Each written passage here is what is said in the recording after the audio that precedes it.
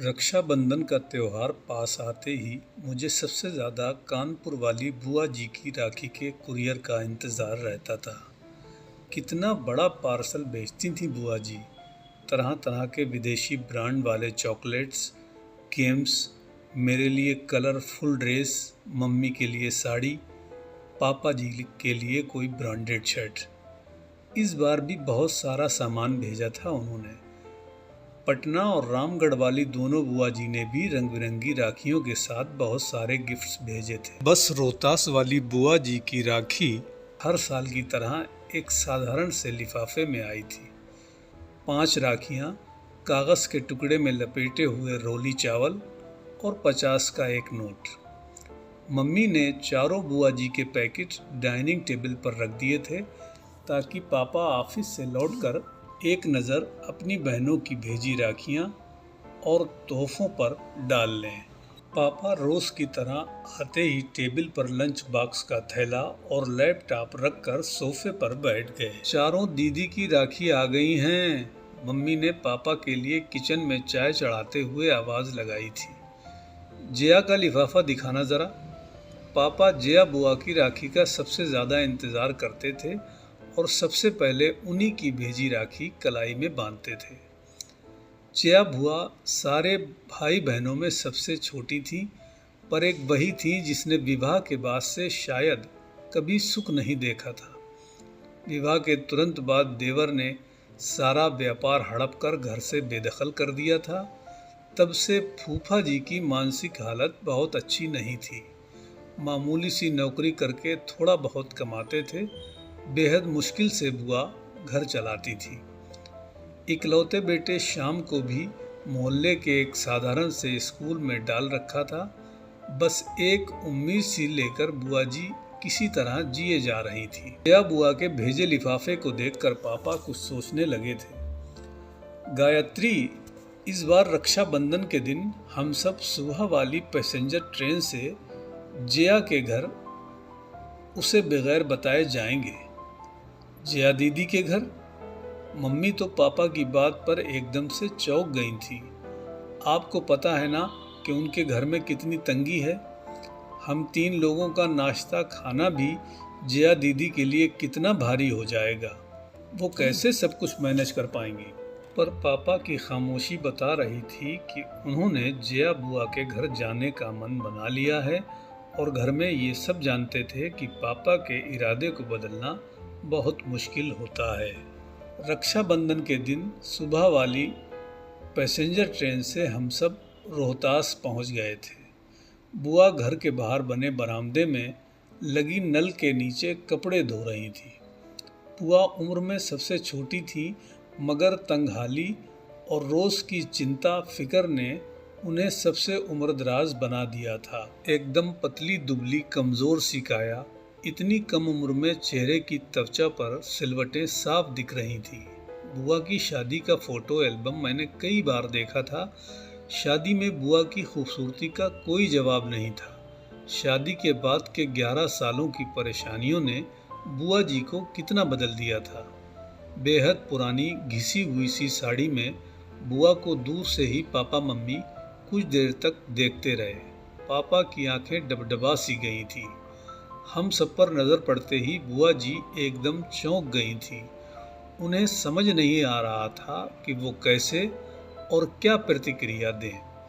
अपने बिखरे बालों को संभालें या अस्त व्यस्त पड़े घर को दुरुस्त करें। उनके घर तो वर्षों से कोई मेहमान भी नहीं आया था।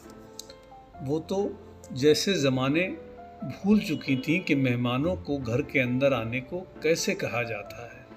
बुआ जी के बारे में सब बताते हैं कि बचपन से उन्हें साफ सफाई और सजने संवरने का बेहद शौक़ रहा था, पर आज दिख रहा था कि अभाव और चिंता कैसे इंसान को अंदर से दीमक की तरह खा जाती है।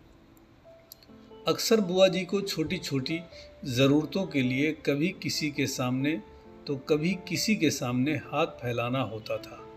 हालात ये हो गए थे कि ज़्यादातर रिश्तेदार उनका फ़ोन उठाना बंद कर चुके थे। एक बस पापा ही थे जो अपनी सीमित तनख्वाह के बावजूद कुछ न कुछ बुआ को दे दिया करते थे। पापा ने आगे बढ़कर सहमी सी अपनी बहन को गले से लगा लिया। भैया भाभी मन्नू, तुम सब आज अचानक, सब ठीक है ना? बुआ ने कांपती सी आवाज़ में पूछा। आज वर्षों बाद मन हुआ राखी में तुम्हारे घर आने का, तो बस आ गए हम सब, पापा ने बुआ को सहज करते हुए कहा था। भाभी अंदर आओ ना, मैं चाय नाश्ता लेकर आती हूँ। जया बुआ ने मम्मी के हाथों को अपनी हथेलियों में लेते हुए कहा था। जया तुम बैठो मेरे पास, चाय नाश्ता गायत्री देख लेगी। हम लोग बुआ जी के घर जाते समय रास्ते में रुककर बहुत सारी मिठाइयाँ और नमकीन ले गए थे। मम्मी किचन में जाकर सबके लिए प्लेटें लगाने लगी थी। उधर बुआ कमरे में पुरानी फटी चादर बिछे खटिया पर अपने भैया के पास बैठी थी। बुआ जी का बेटा श्याम दौड़कर फूफा जी को भी बुला लाया था। राखी बांधने का मुहूर्त शाम 7 बजे तक था। मम्मी अपनी ननद को लेकर मॉल चली गई थी, सबके लिए नए ड्रेसेस खरीदने और बुआ जी के घर के लिए किराने का सामान लेने के लिए। शाम होते होते पूरे घर का हुलिया बदल गया था। नए पर्दे, बिस्तर पर नई चादर, रंग बिरंगे डोरमैट और सारा परिवार नए ड्रेसेस पहनकर जच रहा था। न जाने कितने सालों बाद आज जया बुआ की रसोई का भंडार लबालब भरा हुआ था। धीरे धीरे एक आत्मविश्वास सा लौटता दिख रहा था बुआ जी के चेहरे पर सच तो यह है कि उन्हें अभी भी सब कुछ सपने जैसा लग रहा था। बुआ जी ने थाली में राखियां सजा ली थी, मिठाई का डिब्बा रख लिया था। जैसे ही पापा को तिलक करने लगी, पापा ने बुआ को रुकने को कहा। सभी आश्चर्यचकित थे। 10 मिनट रुक जाओ, तुम्हारी दूसरी बहनें भी बस पहुंचने वाली हैं, पापा ने मुस्कुराते हुए कहा। तो सभी पापा को देखते रह गए। तभी बाहर दरवाजे पर गाड़ियों के हॉर्न की आवाज़ सुनकर बुआ, मम्मी और फूफा जी दौड़कर बाहर आए तो तीनों बुआ का पूरा परिवार सामने खड़ा था। जया बुआ का घर मेहमानों से खचाखच भर गया था। महाराजगंज वाली नीलम बुआ बताने लगी कि कुछ समय पहले उन्होंने पापा को कहा था कि क्यों ना सब मिलकर चारों धाम की यात्रा पर निकलते हैं।